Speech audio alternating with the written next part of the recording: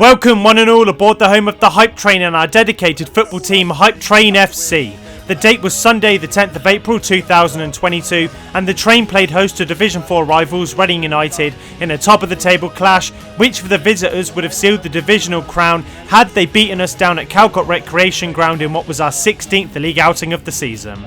This was the fourth and final meeting between the two sides this season as we tussled against them in both league and cup action. We beat Reading in the County Cup and to date are the only team to beat them in Sunday League before they knocked us out in the quarter-finals of the John Lustard Cup, whilst the visitors won a tough and close-fought game 2-1 in the league down at the Oratory School at the end of January. Decked out in our red and gold strip from Kitlocker, we had Jake Holloway starting in between the goalposts for the club, and ahead of Holloway we had a back four that consisted of Robert Austin, Stuart Stannard, Joe Sawyer and Collins Akemchi. In midfield, Chris Marshall was sat in defensive midfield and was joined alongside central positions by George Holloway and Gino Izzo, whilst out wide in support of Shane Cooper-Clark in attack, we had Jamie Carter and Paul Hatfield on either flank. Among the substitutes for the game we had Waleed Zaki joined by Scott Terry, Danny Basden and Callum Fox-Spence. If you're a first time viewer or returning to the train, don't forget to like this video and subscribe to Hype Train FC's YouTube channel today. To get more from the train, we're across all major social media platforms and have a live website that houses our club history, match reports as well as photo galleries, and we have a parent website, thehypetrain.co.uk, where you can find wider football and fantasy football articles and analysis, as well as exclusives from our grassroots football team. From right to left, Jake Holloway starts with a dead ball that he fires to the edge of the opposing penalty area.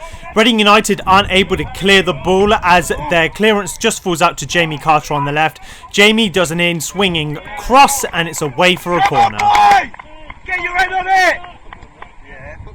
Carter's decided to take the resulting corner kick himself here with an in-swinger. It's floated in a mid-range to the penalty area, won by Joe Sawyer as we have a 1-0 lead in the first 20 minutes of the game. Come on!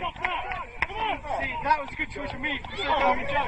The bulk of the action took place in the first half, and from a Reading United corner kick we clear our lines well with the ball falling out to the edge of the box. There's a bit of a tussle but not cleared away as the ball falls back out to Kane Page on the left hand side. Him and Collins go one-on-one and he falls over quite softly. Reading are awarded a penalty and he did this against us in the John Lustard Cup for their first goal.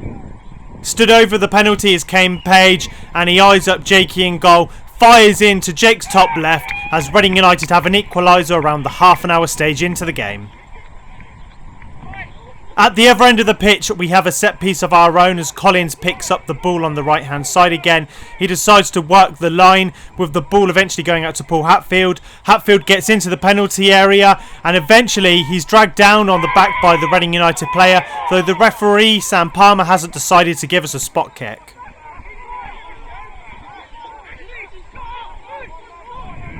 The closing moments of the first half saw Kane Page again stood over a throw-in with Reading United loading up the penalty area. As you can see, the ball is whipped in, the long throw goes in, it's not cleared away and only out to one of their players who stabs home from 6 yards out, giving Reading a 2-1 lead heading into the second half.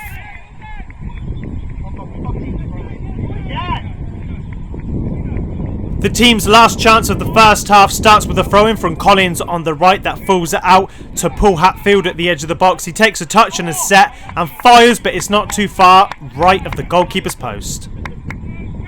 Now we're into the second half with Reading United going from right to left here, and you can see one of their midfield players does well to shrug off a couple challenges from the team, setting free Connor Mattamore in attack.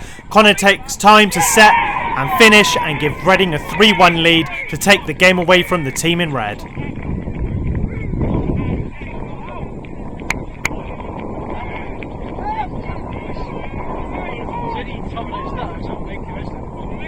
There was one final opportunity for Reading to add to their own tally here, and it starts when there's a run down the left hand side. A powerful run from Reading on the left hand side equals a cross that goes across the box and towards their midfield player, but unfortunately there's no one there for Reading to tap home.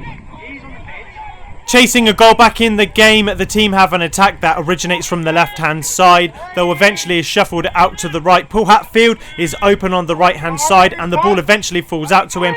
Paul takes a touch before drilling a shot that's well saved. The ball then falls back out to the box where we're unable to make the most of it, as Scott Terry has a second and a third chance, though we're unable to add to our tally.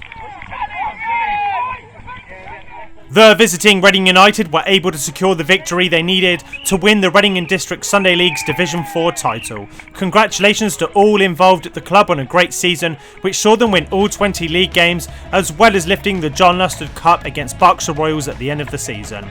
We ran Reading as much as we could and had two excellent and competitive league games against them, and were the only team to hand them a defeat all season, as we sent them crashing out of the Berks and Bucks FA Sunday Trophy last October. So there is some form of silver lining for the team.